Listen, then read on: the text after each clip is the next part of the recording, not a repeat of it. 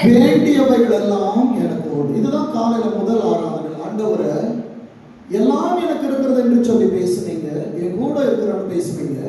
ஆனா இங்க வந்து பார்க்கிற நேரத்துல வார்த்தைகள் இன்றி வார்த்தையானவருடைய துணையாய் நான் வந்திருக்கிறேன் என்று சொல்லுகிற நேரத்துல அந்த குறுகிய நேரத்தில் கர்த்தர் இடைப்பட்ட ஒரு வார்த்தை என்ன தெரியுமா? சில காரியங்களுக்கு இல்லை என்று சொல்லி பழகு. அநேக காரியங்கள் ஏசப்பாட என்ன கேட்கிறோம்னா, நான் கேட்கிற ஜெபத்துக்கெல்லாம் ஆண்டவர் ஆம் என்றும் ஆமேன் என்றும் பதில் கொடுக்கணும்னு ஆசைப்படுறோம். என் அன்பு தெய்வ பிள்ளைகளை, உன் குடும்பமா இருக்கட்டும், உன் ஊழியமா இருக்கட்டும், உன் வேலை ஸ்தலமா இருக்கட்டும், உன் காரியங்களா இருக்கட்டும், சில நேரத்திலே ஆண்டவர் இல்லை என்று சொல்லுவதும் பதிலாக எடுத்துக்கொள்ள வேண்டும். ஆண்டவரை காலை முதல் ஆராதனையில எல்லாம் தருவீர் என்று சொன்னீங்க. சில நேரத்துல நான் இல்லை என்றும் சொல்றேன். எப்படி? என்கிட்ட டைரி இருக்கா ஆண்டவர்? பேசிடுவேன் ஆண்டவர். ஆண்டவர் பேசுகிறவங்க பேசுவேன்.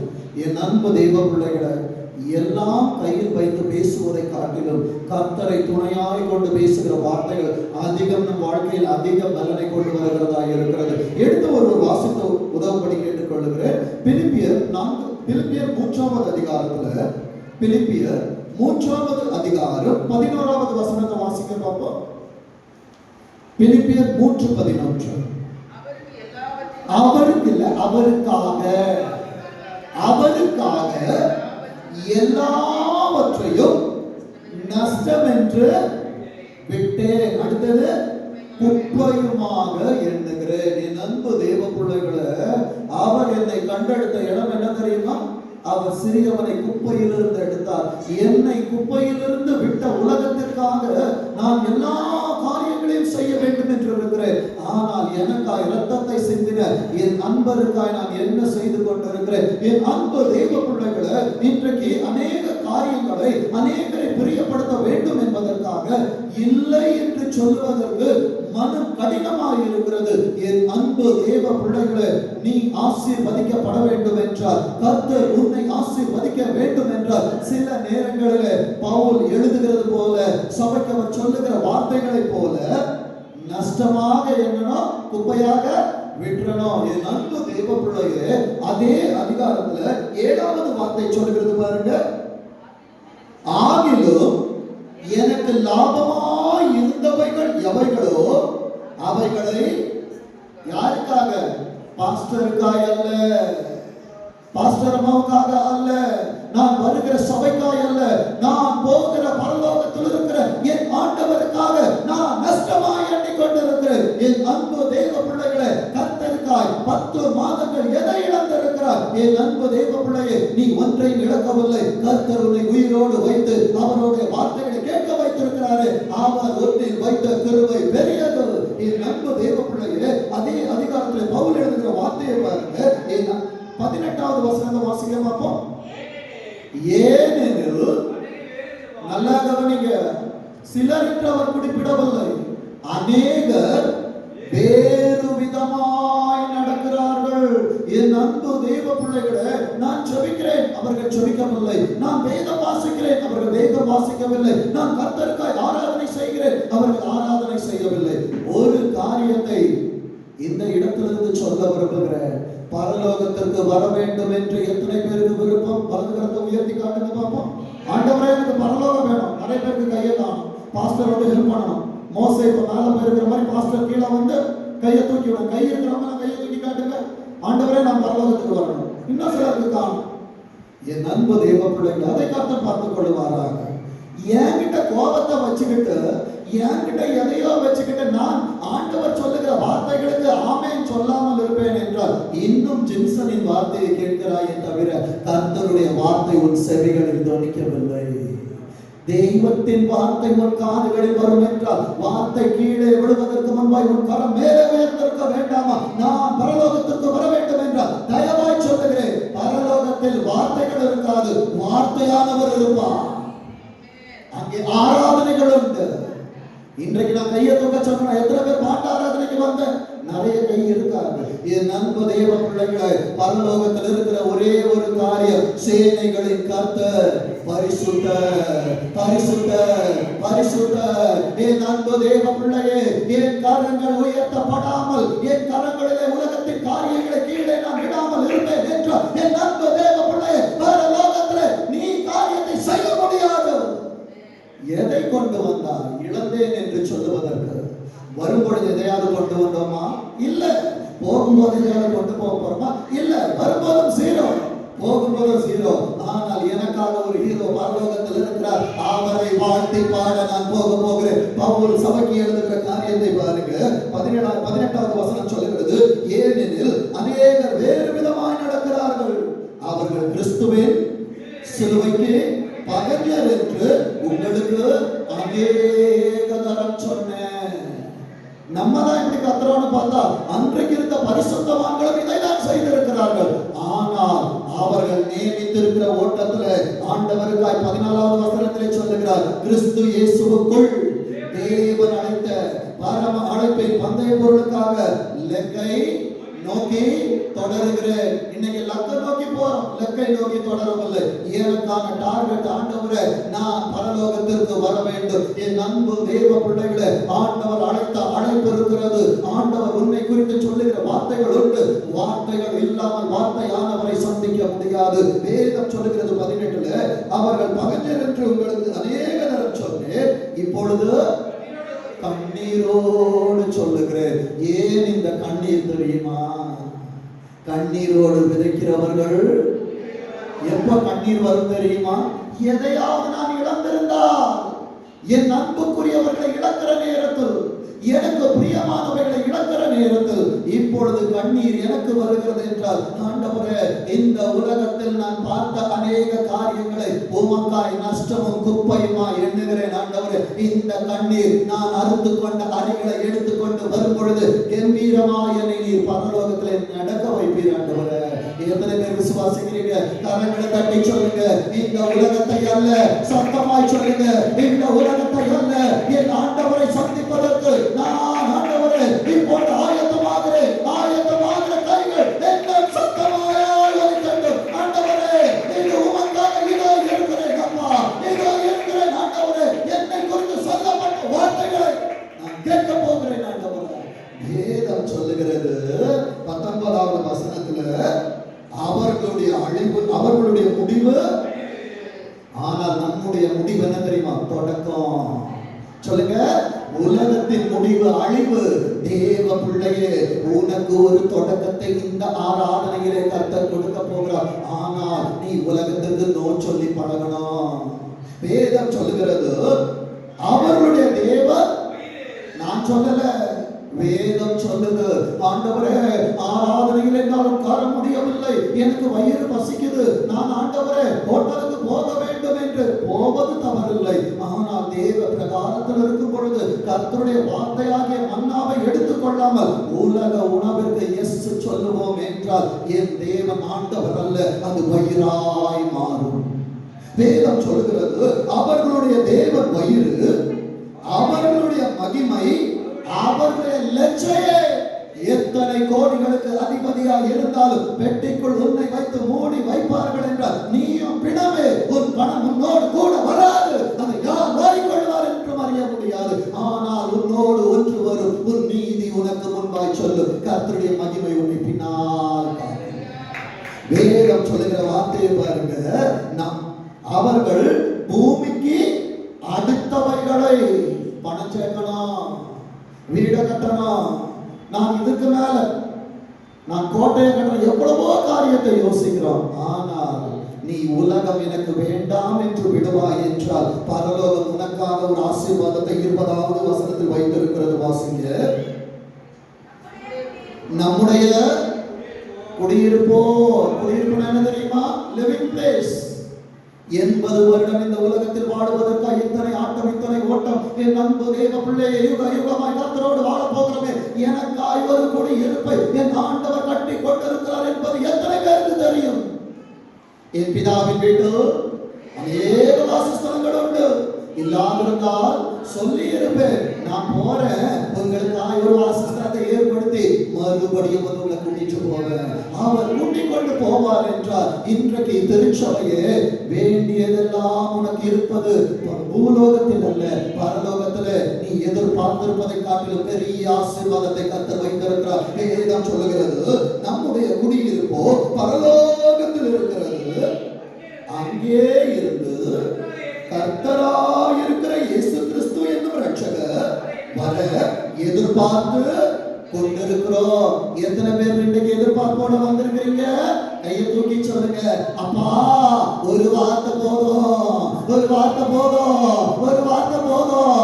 இந்த வார்த்தையை நான் பிடித்துக் கொள்ளுவேன் என்றால் என் அன்பு தேவ பிள்ளைகளே, தீர்க்க தரிசனமாய் பலியிடத்திலிருந்து சொல்லுகிறேன், எத்தனை பெரிய ஆசீர்வாதங்களை சத்துரு உனக்கு கொண்டு வந்து சொன்னாலும் நீ சொல்லுவ வேண்டாம். எத்தனை பேர் சொல்ல போறீங்க? ஏசப்பா எத்தனை பேருக்கு வேணும்? இப்படி கேட்பான், ஏசப்பா எத்தனை பேருக்கு வேணும்? 4 பேருக்கு தான் வேணும். பாதி பேருக்கு ஏசப்பா வேணுமா வேண்டாமா? ஆண்டவரே எனக்கு வேணுமா வேண்டாமா? தூக்கலாமே. அடுத்தது என்ன சொல்லுவார்? என் அன்பு தேவ பிள்ளையே, உன் கரம் மனிதனுக்காய் தூக்கப்படக்கூடாது, ஆண்டவருக்காய் உயர்த்தப்பட்டிருக்கணும். உயர்த்தப்பட்டால் தான் அவனுக்கு கீழே விடுவான். பாஸ்டருக்காக உயர்த்தினா கை வலிச்சா கீழே போயிடும். ஆண்டவருக்காய் உயர்த்தி வைப்பார் என்றால் உயரத்திலே உன்னை தாங்கி பிடிக்க கர்த்தருடைய கரங்களை தொடர்ந்து பிடிக்கும். என் அன்பு தெய்வ பிள்ளைகளே, வேதத்திலிருந்து சில தேவ மனிதர்கள் வேண்டாம் என்று சொன்ன காரியங்களை வேதத்திலிருந்து காண்பித்துக் கொடுக்க போகிறேன். எடுத்து வைத்துக் கொள்ளுங்கள். 1 ராஜாக்கள் 18ஆம் அதிகாரம், 1 ராஜாக்கள் 18வது அதிகாரம் 37வது வசனத்தை வாசிங்க பார்ப்போம். நீ தேவனாகிய கர்த்தர் என்றும் தேவரீர் தங்கள் இருதயத்தை மறுபடியும் திருப்பினீர் என்றும் வந்திருக்கிற, கேட்டுக்கொண்டிருக்கிற, கையை தூக்க மறக்கிற என் அன்பு பிள்ளைகளும் அறிந்து கொள்ளும்படியாய் பலிபீடத்தில் ஒரு எலியா வார்த்தைகள் என்று கர்த்தருடைய வார்த்தையானவரின் துணை கொண்டு நிற்கிறதான ஊழியக்காரன் உங்களுக்காய் பேசுகிற வார்த்தைகளை சபைகளுக்கு உள்ளவன் கேட்க கடவன். யாரும் வீட்டுல காலம் மறந்து வச்சுட்டு வரல, எல்லாருக்காகவும் சரீரத்தோடு வந்திருக்கிறது என்று நான் ஆவிக்குள்ளாய் விசுவாசிக்கிறேன். வேதம் சொல்லுகிறது, இந்த ஜனங்கள் அறியும்படிக்கு என்னை என்னை கேட்டருளும் கேட்டருளும் என்று கதறுகிறான். ஏன் அவன் கதறுகிறான்? யோசித்து பார்ப்போம் என்றால் அதே அதிகாரத்தில் 21வது வசனத்தில் அவன் ஜனங்களை பார்த்து சொல்லுகிறான். வாசிங்க. அப்பொழுது எலியா சகல ஜனத்தண்டைக்கும் வந்து, நீங்கள் எந்த மட்டும் 2 நினைவுகள், உலகத்தை பார்த்தா உலகம், பாஸ்டரை பார்த்தா ஸ்தோத்திரம், சினிமாவை பார்த்தா நெஞ்சிலே குடியிருக்கும். என் அன்பு தேவ பிள்ளைகளே, யார் நெஞ்சில் நீ குடியிருக்கிறாய்? யார் நெஞ்சில் உன்னை வைக்க வேண்டும் என்று ஆசைப்பட்டுக் கொண்டிருக்கிறார்? உன் இருதயத்தில் யாரை சுமந்து கொண்டிருக்கிறார்? என் அன்பு தேவ பிள்ளையே, எந்த மட்டும் 2 நினைவுகளால் குந்தி குந்தி நடப்பீர்கள். கர்த்தர் தெய்வமானால் அவரை பின்பற்று. உனக்கு இருக்க வேண்டிய ஒரே ஒரு கொடி சிலுவை கொடி. பரலோகத்துக்கு போனா ஒவ்வொரு கோத்திரத்துக்கும் ஒவ்வொரு கொடி இருக்கும். நம்ம எந்த கோத்திரத்துக்கு பின்னால போய் நிற்போங்க? நமக்கு கோத்திரம் கிடையாது. நாம் நிற்க வேண்டிய ஒரே கொடி சிலுவை கொடி. ஆவியானவர் சத்துரு வெள்ளம் போல் வரும் பொழுது அவனுக்கு விரோதமாய் ஜெய கொடி ஏற்றுவார் அல்லவா? என் அன்பு தேவ பிள்ளையே, இந்த உலகத்துல சண்டை வந்துச்சுன்னா ஜெயிச்சாதான் கொடி ஏற்றுவாங்க. ஆனால் என் ஆண்டவர் சத்துரு உனக்கு விரோதமாய் யுத்தத்தை செய்ய தொடங்கும் பொழுது உன் கையில ஜெயத்தை தந்துக்கலாம் பார்ப்பாங்க. என் அன்பு தேவ பிள்ளையே, இந்த 3வது வாரத்துல இப்படியா சொல்ல விரும்புகிறேன். அநேக யுத்தங்களை பார்த்து வந்திருக்கிறார். ஆனால் நான் சொல்லுகிறேன், உனக்கான ஜெய கொடி உன் பக்கத்தில் இருக்கிறது. எந்த மட்டும் 2 நினைவுகள் குந்தி குந்தி நடப்பார். ஆண்டவர் தெய்வம் என்றால் அவருக்காக வாழ்ந்து போனது. பாவா தெய்வம் என்றால் அவர்கிட்ட போயிரு. என் அன்பு தேவ பிள்ளையே, வெள்ளையம் போட்டுக்கிட்டு எல்லாருக்கும் ஆண்டவரை சொல்லிட்டு பரலோகத்துக்கு போய் நான் உன்னை அறியேன் என்ற அது போரிடாதோ. என் அன்பு தேவ பிள்ளையே, இந்த எலியாவை குறித்து உலகம் சொன்ன வார்த்தை என்ன தெரியுமா? 17வது வசனத்தை வாசிங்க. ஆகாப் எலியாவை கண்டபோது, இந்த உலகம் அவனை பார்த்துச்சுன்னா இப்படிதான் சொல்லலாம். என்ன சொல்ல தெரியுமா? ஆகாப் எலியாவை கண்டபோது ஆகாப் அவனை நோக்கி, இஸ்ரவேலை கலங்க பண்ணுகிறவர் நீ அல்லவா? பழியெல்லாம் அவனதான் வரும். இந்த வார்த்தைகளை 1ஆம் தேதிக்காக எடுத்து வைத்த வார்த்தைகள். ஆனால் எதிர்காலத்தை நிகழ்காலத்தில் கர்த்தர் காட்டுகிறார் என்றால் உன்னை ஆண்டவர் நேசித்துக் கொண்டிருக்கிறார். என்னிடத்திலே வார்த்தைகளை தடுத்து வார்த்தையானவர் உள்ளே வந்து என் பிள்ளைகள் செவி கேட்க இதை பேசு என்று ஆண்டவர் சொல்லி இருக்கிறார் என்றால் இது என் பலத்தினால் அல்ல, பரலோக பலத்தினால் உன்னோடு பேசிக் கொண்டிருக்கிறார். ஆகாப் சொல்லுகிறான், இந்த உலகத்தை கலக்க பண்ணுவது நீதான். உன் குடும்பத்துல உன்னை பார்த்து சொல்லுவான், உன்னாலதான் பிரச்சனை. உன் ஊழியத்துல உன்னை பார்த்து சொல்லுவாங்க, உன்னாலதான் பிரச்சனை.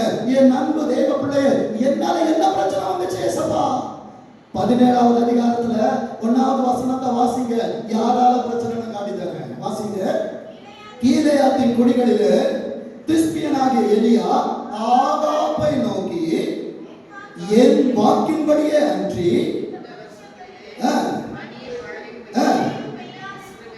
இஸ்ரவேலின் தேவனாகிய கர்த்தருக்கு முன்பாக நிற்கிற நான் அவருடைய ஜீவனை கொண்டு சொல்லுகிறேன். கர்த்தர் சொல்ல சொன்ன வார்த்தை, ஆனா ஆண்டவரை தவறாக என்ன கூட நான் சொல்றேன்.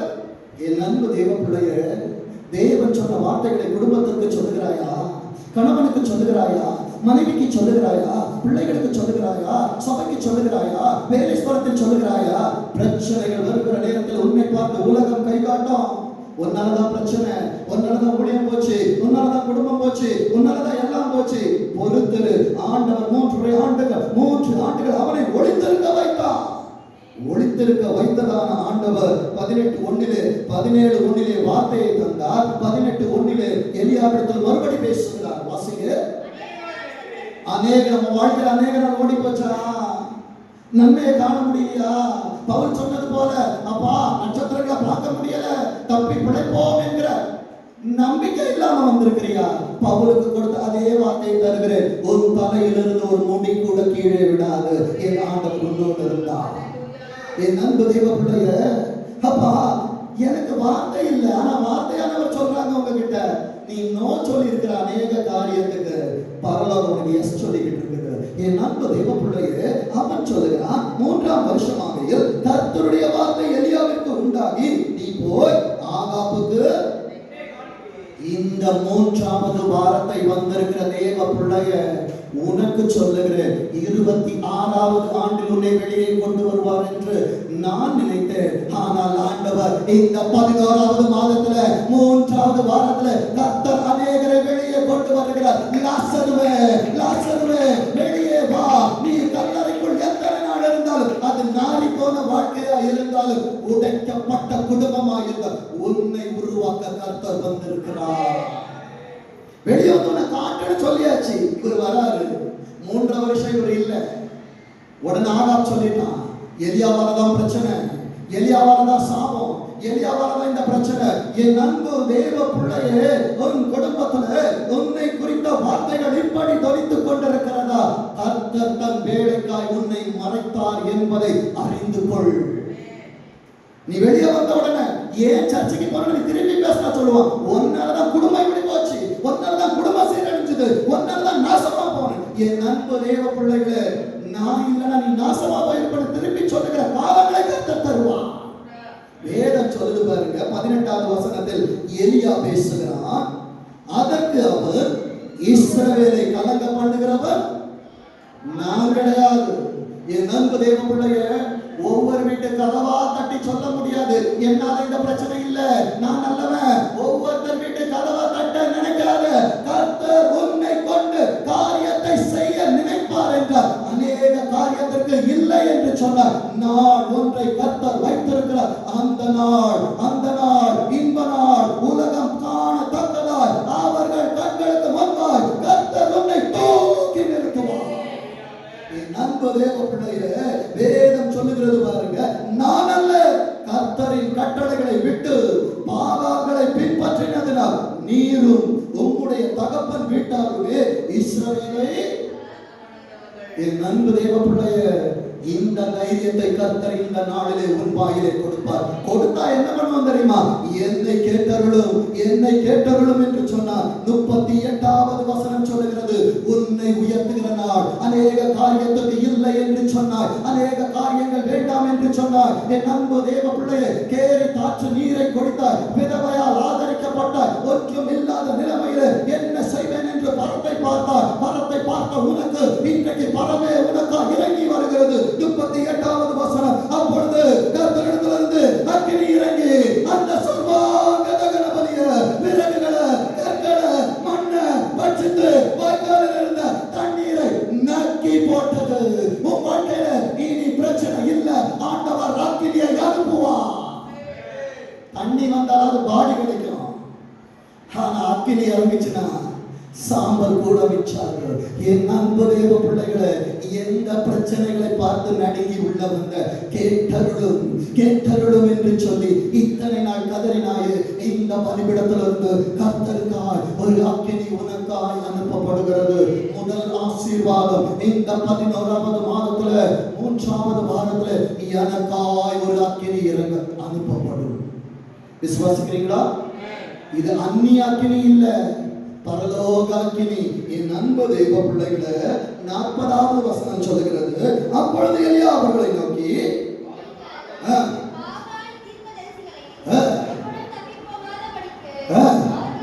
ஏன்னா இவங்களாலதான் பாவம் உள்ள வந்துச்சு. யாரெல்லாம் கர்த்தரை விட்டு விலகுகிற காரியங்களை மேற்கொண்டார்களோ அவர்கள் ஒருவனும் தப்பி போகாம பிடிங்க. வெட்டுவது கர்த்தர், உன் கையிலே பட்டயத்தை தருவார். அக்கினி அங்கிருந்து கீழே இறங்கும். அடையாளத்தை உலகம் பார்த்து உன்னை சங்கரிக்க வந்ததான பாகால்களை கர்த்தர் உன் கையினால் சங்கரிக்க வைப்பார். அவர் யுத்தத்தில் பெரியவர். வேதம் சொல்லுகிறது, கீசோன் ஆற்றங்கரையிலே கொண்டு போய் அங்கே அவர்களை வெட்டி போட்டார். பிடித்தது ஜனங்களா இருந்தால் வெட்டினது ஆண்டவர் எலியாவின் இடத்தில் கொடுத்தார். பாடுகளை சகிக்கிற சகோதரா சகோதரி, பட்டயத்தை கர்த்தர் உன் கையில் கொடுக்கிறார். எத்தனை பேருக்கு சந்தோஷம்? பட்டயத்தை வாங்கினவன் நிறைய காரியத்துக்கு நோ சொல்லணும். எத்தனை பேர் இன்னைக்கு பட்டயத்தை கையில கொண்டு வந்திருக்கிறீங்க? கையில் பட்டயம் இருக்கிறதா? நிறைய பேருக்கு பட்டயம்னா என்னன்னு தெரியாது. பாஸ்டர் பச்சையா சொல்லணும், வேதாகமம் கொண்டு வந்திருக்கிறீங்களா? அடுத்த வார்த்தை வாசிப்போம்.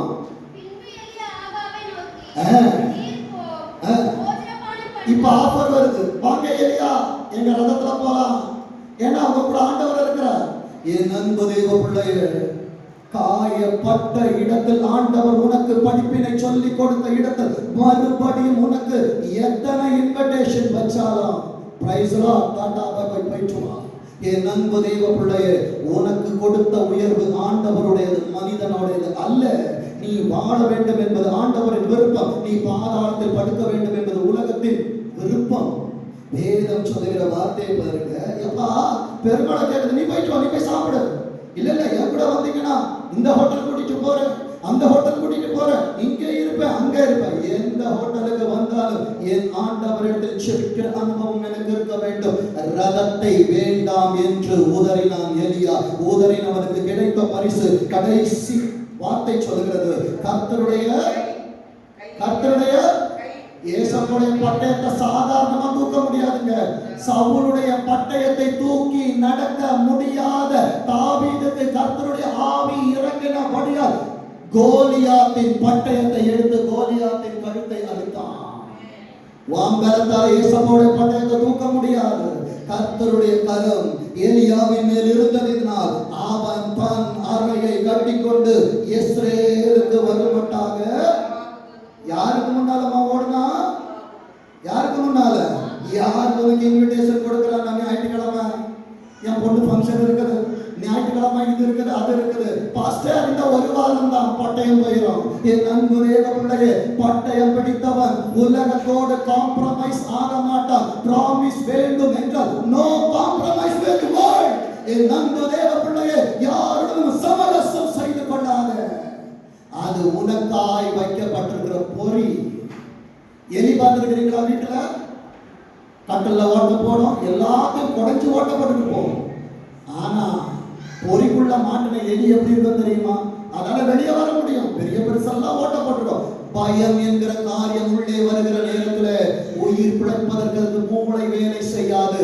அவர்கள் கொடுக்கிற ஆஃபரை நீ எடுப்பா என்றால் உன் மூளை வழங்கி போகும். என் அன்பு தேவ பிள்ளையே, சிம்சோன் அன்றைக்கு செபித்தான். மேல இருந்து அலங்க விழுந்துச்சு. அவனும் செத்தான். ஏன்? அவன் உள்ளே இருந்தான். என் அன்பு தேவ பிள்ளைகளே, பாவம் செய்கிற கூட்டத்தில் நீ இருப்பாய் என்றால் உன்னை கொண்டு கர்த்தர் அற்புதம் செய்வார். ஆனால் நீ காட்சி பொருளாய் மறைந்து போவாய், சாட்சியாய் வாழ வேண்டும் என்றார். ஆதியாகமம் 31வது அதிகாரத்தில் 50வது வசனம், எனக்காய் கொடுக்கப்பட்ட கூடாரம் இருக்கிறது, இந்த கூடாரம் எனக்கான பேழையை கட்டி கொண்டிருக்கிறது, இந்த கூடாரத்திற்குள்ளாய் நான் இருப்பேன் என்ற கர்த்தர் என்னை சேதமில்லாமல் பாதுகாப்பார். ஒருவர் சத்தமா வாசிக்க பார்ப்போம். என் கூட யாரும் இல்ல, பாஸ்டர் வீட்டுக்கு போயிடுவாரு, பாஸ்டர்மா வீட்டுக்கு போயிடுவாங்க, நீங்க வீட்டுக்கு போவீங்க, யாரும் இருக்க மாட்டோம். இப்ப சொல்றதுக்கு பாஸ்டர் பேசுவார். ஆனால் நான் ஒரு காரியத்தை அந்தரங்கத்தில் செய்கிற நேரத்தில் பார்ப்பதற்கு ஒருவனும் இருக்க மாட்டான். நம்மோடு ஒருவனும் இல்லை. அடுத்தது, தேவனே வந்திருக்கிற தேவ சபையே, வந்திருக்கிற தேவ சபையே, இந்த பலிபீடத்துக்கும் பிரகாரத்துக்கும் நடுவாக என் ஆண்டவரை நான் சாட்சியாய் வைக்கிறேன். எனக்கு முன்பாக இங்கே நின்ற எலியா, அவர் அக்கினியை இறக்கினபடியால், அவர் சார்பை விழுந்தபடியால் எலிசாவாக நின்று கொண்டிருக்கிறேன். அந்த எலியா வைத்த சாட்சியை மறுபடியும் சபையில் வைக்கிறேன். நம்முடன் ஒருவரும் இல்லை. தேவனே, உனக்கும் எனக்கும் சாட்சி என்று சொன்னபடி அந்த இடம் மிஸ்பா என்று பெயரிட்டது. இத்தனை வருடங்கள் மிஸ்பாவிற்குள் இருக்கிறாயே, சாட்சியின் கூடாரத்திற்குள் வாழ்ந்து கொண்டிருக்கிறபடியால் உன் குடும்பம் இன்னும் காட்சி பொருளாய் மாறவில்லை. கர்த்தர் சாட்சியாய் வைத்து நடத்தி கொண்டிருக்கிறார். என் அன்பு தேவ பிள்ளையே, முதலாவது, உலகத்தின் ராஜாவினிடத்தில் கையேந்தாதவனுக்கு பரலோகம் கொடுத்தது அக்கினியும் பட்டயமும். இரண்டாவது, எடுத்து வைத்துக் கொள்ளுங்கள், ஆதியாகமம் 14வது அதிகாரம், ஆதியாகமம் 14வது அதிகாரம் 22வது வசனத்தை வாசிக்க பார்ப்போம். அதற்கு ஆபிரகாம் சோதோமின் ராஜாவை பார்த்து, ஆபிரகாமை ஐஸ்வர்யவனாக்கினேன் என்று நீ சொல்லாதபடிக்கு நான் ஒரு சரட்டையாகிலும் பாதரட்சியின் வாரையாகிலும் உமக்கு உண்டான யாதொன்றையாகிலும் எடுத்துக்கொள்ள மாட்டேன். சோதோம் அழிக்கப்பட போவதற்கு முன்பாகவே தேவனுடைய எச்சரிப்பு ஆபிரகாமிற்கு கிடைத்தது. எப்படி தெரியுமா? சோதோம் இதற்கு பிறகு அழிக்கப்படுகிறது. ஆனால் சோதோமின் ராஜா வருகிற நேரத்தில் அவன் பொருளை கர்த்தர் அவனை அங்கீகரிக்க விடவில்லை. ஏனென்றால் வேதம் சொல்லுகிறது 23 வானத்தையும் பூமியும் உடையவராகிய உன்னதமான தேவனாகிய கர்த்தருக்கு நேராய் அவன் இப்படி கையை நீட்டி இருந்தான்னா சோதோமின் பொருள் அவன் கையில் வந்திருக்கும். கர்த்தர் கந்தகத்தை அங்கே ஊற்றுகிற நாளிலே அவர் ஆபிரகாமிற்கு முன்பாய் நின்று பேசிக் கொண்டிருக்க மாட்டார். அங்கே வந்த கோபாக்கினை ஆபிரகாமின் இடத்திற்கும் வந்திருக்கும். அவனை கர்த்தர் எச்சரித்தார். என் அன்பு தேவ பிள்ளையே, தகப்பன் சொல்லுவதை கேளு, தாய் சொல்லுவதை அசட்டை பண்ணாதே. தன் இஷ்டத்திற்கு விடப்பட்ட பிள்ளை, தாய் என்பது சபை, அதற்கு அது அவமானத்தை உண்டு பண்ணும். வேதம் சொல்லுகிறது. இந்த எச்சரிப்பு எங்கே இருந்து வந்தது என்றால், என் அன்பு தேவ பிள்ளையே, 18வது வசனத்தை வாசிங்க பார்ப்போம். உன்னதமான தேவனுடைய ஆசாரியனாய் இருந்த சாலேமின் ராஜாவாகிய மெல்கிசேதேக்கு அங்க அக்கினியம் பட்டயத்தை கொடுத்தாரு. இங்கே ஆண்டவர் ஆசாரியனை அனுப்புகிறார். ஆசாரியனை அனுப்பி அவனிடத்துல அப்பமும் திராட்சரசமும் கொண்டு வந்து அவனை ஆசீர்வதிக்க வைத்து அங்கே ஒரு வார்த்தை சொல்லுகிறார். வானத்தையும் பூமியையும் உடையவராகிய உன்னதமான தேவனுடைய ஆசீர்வாதம் ஆபிரகாமுக்கு உண்டாவதாக. சபையே, ஆசாரியனாய் உன்னை வாழ்த்துகிறேன். வானத்தையும் பூமியையும் உடையவராகிய கர்த்தருடைய ஆசீர்வாதம் என் அன்பு ஆபிரகாமே உனக்கு உண்டாவதாக. அங்க உண்டாவதாகன்னு சொன்னனால 23 இவன் சொல்றான், வானத்தை பூமியும் உடையவராக. ஏன்னா உண்டாயிருச்சு. அவர் ஆசீர்வாதம் என் கையில இருக்கு. எத்தனை பேர் சொல்றீங்க கர்த்தருடைய ஆசீர்வாதம் என் கையில இருக்கு? அப்பா, உலகத்துக்கு பின்னால போற கர்த்தர் எனக்கு கொடுத்த வாழ்க்கையை அனுபவிக்கிறேன். என் பிள்ளைகளோடு வாழறேன். என் அன்பு தேவ பிள்ளைய, அவன் சோதோமுக்கு முன்பாய் கை நீட்டல. அன்றைக்கு மெல்கிசேதேக்கு கையில ஒரு பாட்டில கொண்டு வந்திருப்பாரு. என்னது? திராட்சரசம். ஒரு அப்பத்தை ஒரு கூடையில கொண்டு வந்திருப்பாரு. ஆனால் உனக்காய் எனக்காய் அடிக்கப்பட்ட மெல்கிசேதேக்கு தன் சரீரத்தையே அப்பமாய் இந்த உலகத்திற்கு கொண்டு வந்தார். தன் சரீரத்துக்குள் திராட்சரசமான ரத்தத்தை கொண்டு வந்தார். கொல்கதா மேட்டில அவர் அடிக்கப்படுகிற நேரத்தில் உனக்காய் எனக்காய் ரத்தத்தை கொடுத்தாரு. அந்த ரத்தத்தை பெற்றுக்கொண்ட திருச்சபையே இன்றைக்கு நாம் உலகத்திற்கு முன்பாய் மண்டிட்டு கொண்டிருக்கிறோமா? இல்லை என்றால் ஷாத்ராக், மேஷாக், ஆபேத்நேகோ சொன்னது போல நாங்கள் ஆராதிக்கிற தெய்வம் எங்களை தப்புவித்தால், அடுத்த வார்த்தை தப்புவிக்காமல் போனாலும் நீர் நிறுத்தின சிலையை வணங்க மாட்டோம்.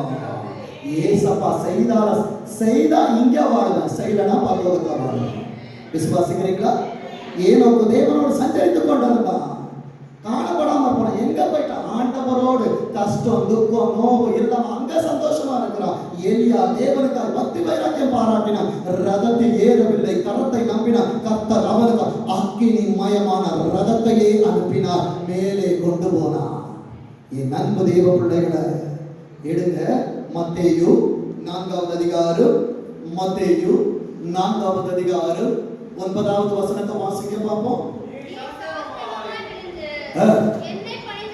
வர்ஷிப் பண்ணுங்க. வர்ஷிப்னா என்னது? என்ன ஆராதிங்க, என்ன துதிக்க போதும். ஆண்டவருக்கு முன்பாக நிறைய ஆஃபர் வைக்கிறான். அதற்கு முன்பாக ஞான ஸ்நானம் என்கிறதான உடன்படிக்கைக்குள்ளாய் பரலோகம் ஆண்டவரை பலப்படுத்துகிறது. பலப்படுத்தின பின்பு அப்ப தெரிந்து கொள்ள வேண்டிய ஒரு காரியம், ஆண்டவர் என்னை பலப்படுத்தின பிற்பாடுதான் என்னை யுத்தத்திற்கு கொண்டு போவார். ஆண்டவர் ஏன் தாவீதை காட்டில் வைத்திருந்தார்? சிங்கத்தோடு போராட, கரடியோடு போராட. ஒரு நாளில் கோலியாத் வந்தான். அவனுக்கு முன்னால போய் என்ன சொன்னா, ஒரு விசை எனக்கு முன்பாக சிங்கம் வந்தது, ஒரு விசை எனக்கு முன்பாக கரடி, நீ அவைகளில் ஒன்றை போல இருப்பார். நான் என் சண்டையை எப்படி பார்க்கிறேன்? என் அன்பு தேவ பிள்ளைகளே, எனக்கு மாம்சத்தோடு ரத்தத்தோடு சண்டை இல்லை.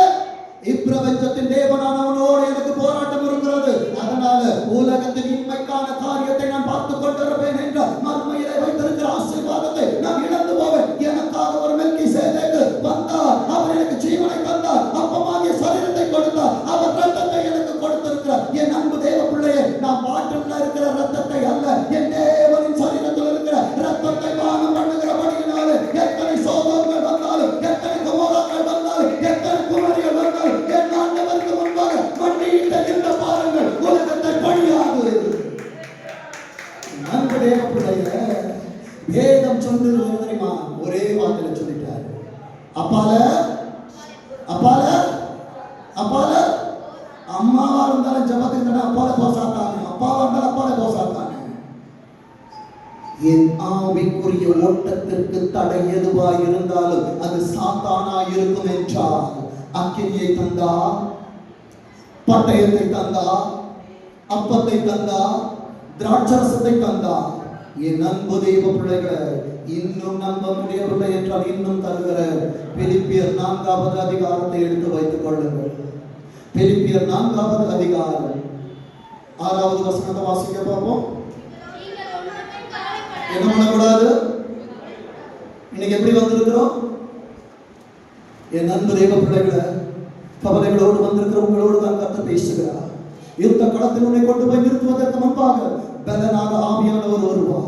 அவரை பிடித்துக் கொள், உலகம் வேண்டாம் என்று சொல். வேதம் சொல்கிறது, நீங்கள் ஒன்றுக்கும் கவலைப்படாமல் எல்லாவற்றையும் குறித்து என்னது விண்ணப்பங்களோடு தானே வந்திருக்கிறீங்க.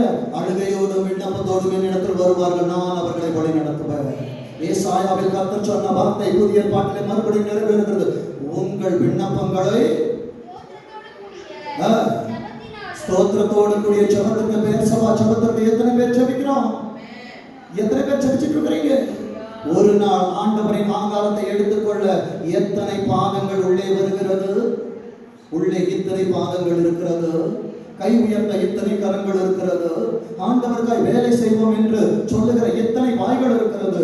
ஆனால் புதன்கிழமை சுகத்தில் பார்க்கிற நேரத்தில் அநேகரை பார்க்க முடியவில்லை என்றால் நான் தெய்வத்தை முத்தம் செய்கிறவனா, உலகத்தை முத்தம் செய்து கொண்டிருக்கிறேனா? அன்பு தெய்வ பிள்ளையே, 1 மணி நேரம் கர்த்தருக்காய் கொடுக்க முடியவில்லையா? ஆண்டவரே எனக்கு நல்ல வேலை வேணும், நல்ல கல்யாணம் வேணும், நல்ல பிள்ளை பிறக்கணும், ஆண்டவரே என் கையில் பிரயாசம், என் ஊழியம் எல்லாம் ஆசீர்வதிக்கப்படணும். ஆனால் ஆண்டவருக்கு நான் வேலை செய்ய மாட்டேன். கிரியை இல்லாத விசுவாசம். இதனாலதான் நிறைய பேர் பதில் வரல. அநேக பதிலுக்கு கிட்ட வந்துடுறோம். ஆகாரத்தில் கண்கள் திறக்கப்படாதபடியினாலே முன்பா இருக்கிற துறவை பார்க்க முடியல. உங்கள் ஜெபத்தினாலும் ஸ்தோத்திரங்களினாலும் யாருக்கு தெரியப்படுத்தணும்? இன்னைக்கு போன் பண்ணி பாஸ்டருக்கு தெரியப்படுத்துறோம். பாஸ்டர் சொன்னா யூடியூப்ல 10 பாஸ்டர் இருக்கிறாங்க, அவங்களுக்கு தெரியப்படுத்துறோம். இன்னைக்கு பாஸ்டர் என்று சொல்லி அநேக திருச்சபையில் இருக்கிறோம், அவங்களுக்கு தெரியப்படுத்துறோம். யாருக்கு தெரியப்படுத்த வேண்டும் என்றால் முதல் பத்திரிகை ஆண்டவருக்கு தான். நான் வாழ்ந்தாலும் என்னோட பர்த்டே வாழ்ந்தாலும் பத்திரிகை அவருக்கு தான், நான் செத்தாலும் பத்திரிகை அவருக்கு தான். எல்லாவித வேண்டுதலினாலும் தேவனுக்கு தெரியப்படுத்துங்கள். அடுத்த வார்த்தை சொல்லுகிறது, அப்பொழுது எல்லா புத்திக்கு மேலான தேவ சமாதானம் உங்கள் இருதயங்களை, உங்கள் சிந்தைகளை உலகத்திற்குள் அல்ல, உலகத்துக்கு நோ சொன்ன உனக்கு தேவனுக்குள்ளாய் அது உன்னை பாதுகாக்கும். இப்ப வாசிங்க, எப்படி பாஸ்டர் எனக்கு இந்த பலன் வரும்? அதே அதிகாரத்துல 11வது வசனத்தை வாசிங்க பார்ப்போம். என்னை பலப்படுத்துகிற கிறிஸ்துவினால ஆண்டவர் இதை செய்யாத அதை செய்யாதான்னு சொல்லி இருக்கிறாரா? உன் பலத்தை பக்கத்து வீட்டுல தேடுற, உன் பலத்தை பக்கத்து டெஸ்க்ல தேடுற, உன் பலத்தை அறிமுகம் இல்லாதவர்களிடத்தில் தேடுகிறாய். உன் பலத்தை கர்த்தரிடத்தில் தேடி பழகு. உலகத்திற்கு நோ சொல்லு, அறிமுகமானவர்களுக்கு நோ சொல்லு, உன்னை அழைத்தவருக்கு எஸ் சொல்லி பழகுவாய் என்றால் கடைசியாய் கர்த்தர் கொடுக்கிற தீர்க்க தரிசன வார்த்தையோடு நாம் கடந்து போவோம். யோசுவா 21வது அதிகாரம், யோசுவா 21வது அதிகாரம் 45வது வசனத்தை சத்தமா வாசிக்க பார்ப்போம். கர்த்தர் யாருக்கு சொன்னாங்க? உன் பெயர் மாற்றப்பட்டு இன்றைக்கு நான் உள்ள வரும்போது ஜின்சனா வந்திருக்கிறப்பா, வெளியே போகும்போது இஸ்ரவேலா போறப்பா, உள்ள வரும்போது ஆபிரகாமா வந்தப்பா, வெளியே போகும்போது ஆபிரகாமா போறப்பா. என் கவலைகள், என் பாரங்கள், என் துன்பங்கள் எல்லாம் பற்றி நான் இங்கேயே இறக்கி வச்சுட்டு போறேன். எத்தனை பேர் சொல்ல போறீங்க? கர்த்தர் மேல் ஒரு பாரத்தை வைத்து எத்தனை பேர் விட போறீங்க? எத்தனை பேர் விட போறீங்க? கரங்களை தூக்கி சொல்லுங்க, நான் விட போறேன்ப்பா, இந்த இடத்துல நான் இறக்கி வைக்க போறேன்ப்பா. பெரிநாள் குத்தி கொண்டேதான் இருப்பா, அந்நாள் அழுது கொண்டேதான் இருப்பா. ஏலி கிட்ட வந்தா ஏலி என்ன சொன்னார் தெரியுமா? வெறித்திருக்கிறாயா? ஐயோ பாஸ்டர் என்ன பார்த்து இப்படி கேட்டுட்டாரு. அதே பாஸ்டர் தான் சொல்லி அனுப்பினார், ஏலி நீ சமாதானத்தோட போ, நீ வேண்டிக் கொண்டபடி கர்த்தர் உனக்கு செய்வார். செய்தாரா இல்லையா? நீதிமான் தலையில தயவா கொட்டுறதுக்கு ஒப்பு கொடுங்க. பாஸ்டர் சில நேரம் சொல்றது கசப்பா தான் இருக்கும். என் அன்பு தேவ பிள்ளைய உன் வயிற்றுல பூச்சி கடிக்க கூடாதுன்னா நான் கசப்பை ஊத்தி தான் ஆகணும். என் அன்பு தேவ பிள்ளைய காலம் பூரா சந்தோஷமா இருப்பேன். வேதம் சொல்லுது, கர்த்தர் இஸ்ரவேல் குடும்பத்தாருக்கு சொல்லி இருந்து என்ன வார்த்தை? இன்னைக்கு கேட்டதெல்லாம் கெட்ட வார்த்தையா நல்ல வார்த்தையா? என்ன வார்த்தை ஏசப்பா கொடுத்தாங்க? உலகத்துக்கு நோ சொன்னா ஃபர்ஸ்ட் என்ன கொடுத்தாரு? அக்கினியை அனுப்பினா, பட்டயத்தை கொடுத்தா, அடுத்தது அப்பத்தை தந்தா, திராட்சரசத்தை அனுப்பினா, அதிகாரங்களை தந்தா, என்னை வாழ வைத்தார், அவரோடு பேச சொன்னார், எனக்காக நான் இருக்கிறேன் என்று என்னை அழைத்துக் கொண்டவர் இன்றைக்கு என்னோடு சொல்லுகிறார். குடும்பத்தாருக்கு சொல்லி இருந்த நல் வார்த்தைகளை எல்லாம் இன்னைக்கு நான் சாட்சி வைக்கிறேன். மிஸ்பாவில பலிபீடத்திலும் பிரகாரத்திலும் இருக்கிற என் பிள்ளைகளுக்கு நடுவாக என் ஆண்டவரை சாட்சியாய் வைக்கிறேன். இன்றைக்கு ஆராதனையில் சொல்லப்பட்ட யாருக்கிட்டையும் நான் என்னை நிரூபிக்க முடியாது, நீயும் யாரிடத்தில் உன்னை நிரூபிக்க முடியாது. ஆண்டவரிடத்தில் பேசி பழகு. உன்னை நிரூபிக்க காற்றாய் வருவார், அக்கினியாய் வருவார், பெருவெள்ளமாய் வருவார். உன்னை குறித்து பேசின வாய்கள் கட்டப்படத்தக்கதாய் உன் தலையை அவர் உயர்த்தி வைப்பார். இன்றைக்கு அவர் சொல்லுகிற வார்த்தை ஒரு வார்த்தையும் தவறி போகவில்லை, தவறி போகவில்லை. வாழ்க்கையில தவறிட்டேன் வந்திருக்கிறியா? தொழில தவறிட்டேன் வந்திருக்கிறியா? ஊழியத்துல தவறிட்டேன் வந்திருக்க, என் ஆண்டவர் தவறு செய்யாதவர், உன்னை தவற விட மாட்டார். அன்றைக்கு இருந்தவர் 10 வெள்ளி காசுல 1 காணாம போச்சுன்னு பெருக்கி தேடினார்னா, என் ஆண்டவனை தொலைஞ்சு போயிட்டா, அவர்தான் வெளிச்சம், அதில் உன்னை அவர் தேடி வர மாட்டாரா? வந்திருக்கிறவர் உன் பக்கத்தில் உட்கார்ந்து மறுபடியும் சொல்லுகிறார், கர்த்தர் இஸ்ரவேல் குடும்பத்தாருக்கு சொல்லி இருந்த நல் வார்த்தைகளில் எல்லாம் ஒரு வார்த்தையும் தவறி போகவில்லை. இப்ப சபை சொல்லட்டும், எல்லாம் நிறைவேறிற்று.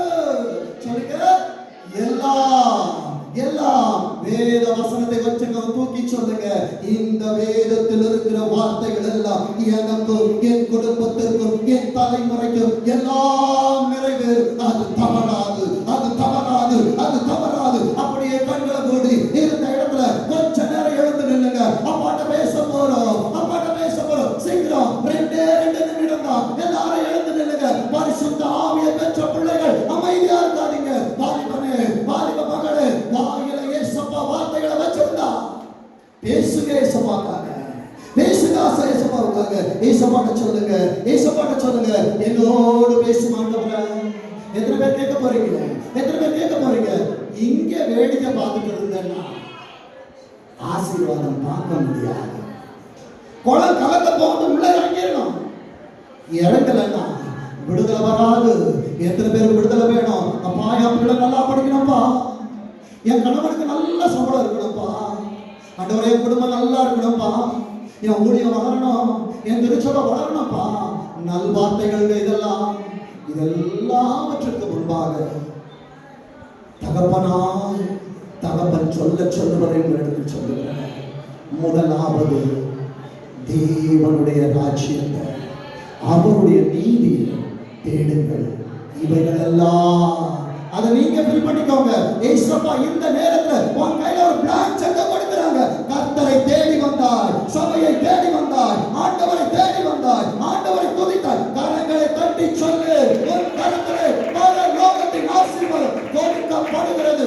ஏற்ற காலத்திலே கர்த்தர் தமது நல்ல பொக்கிஷ சாலையால் வானத்தை திறப்பார், திறப்பார். அநேகருக்கு திறக்கிறது, அநேக சாதிகளுக்கு காட்டன் கொடுக்க போற. விட்டுறாது, விட்டுறாது. ஆர்ப்பரி சபையே, ஆர்ப்பரி சபையே, இந்த நேரம் வராது. ஏசப்பாட சொல்லு, விடாது, விடாது. அவர் தான் உனக்கு அழகு. ஏசப்பாட சொல்லு, மனுஷன் வேண்டாம், சூழ்நிலை வேண்டாம், மனுஷனுடைய வார்த்தை வேண்டாம். நீங்க போத ஏசப்பா, நீங்க போத ஏசப்பா. கண்ணீரை எத்தனை பேருக்கு வேஸ்ட் பண்ணுங்க? எத்தனை பேர் உன் கூட இல்லைன்னு கண்ணீர் விட்டு? ஒரு துளி கண்ணீரை ஏசப்பாக்காக உனக்காக இன்னைக்கு அழுது பாரு. உன் ஆபீஸ்ல பாஸ் வர சொல்றாங்க, ஓடுறீங்க வேலைக்கு. ஆனா ஏசப்பா அவரை பார்த்து நான் ஜெபிக்கணும்னு சொல்லிட்டு தனி மனித ஒழுக்கம் வரலையே. எத்தனை நாள் மற்றவங்களுக்காக வாழ போறீங்க?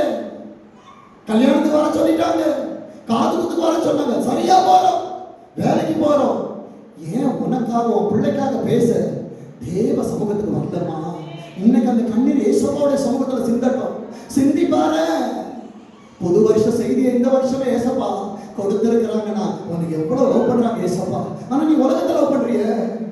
ஏசப்பாட்ட சொல்லுவோமா? ஏசப்பாட்ட சொல்லுவோமா? உங்க இடது கரத்தை மனசுல வச்சுக்கோங்க. மெய்யா ஏசப்பா என்கிட்ட பேசுறாங்கன்னு நினைக்கிற பிள்ளைங்க வலது கரத்தை பரலோகத்துக்கு நேரா உயர்த்திக்கோங்க. என் கூட சேர்ந்து சொல்லுங்க. என்ன வந்தாலும் நம்புவே என்னை சுமீட்பரை.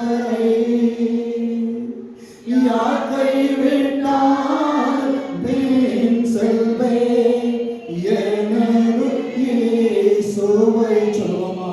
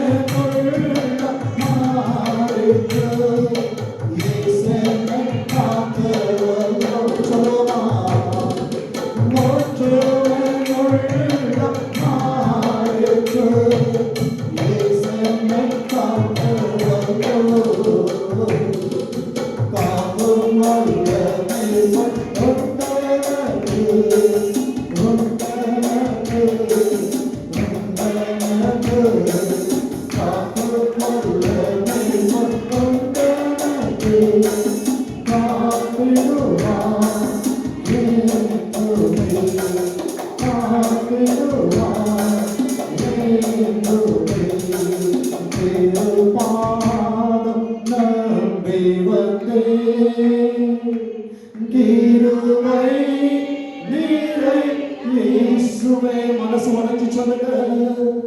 தாமதம் கண்டடைந்தே தேவ சமூகத்தே உண்மையா சொல்லுங்க. தாமதம் கண்டடைந்தே வாலிபனே தேவ சமூகத்தே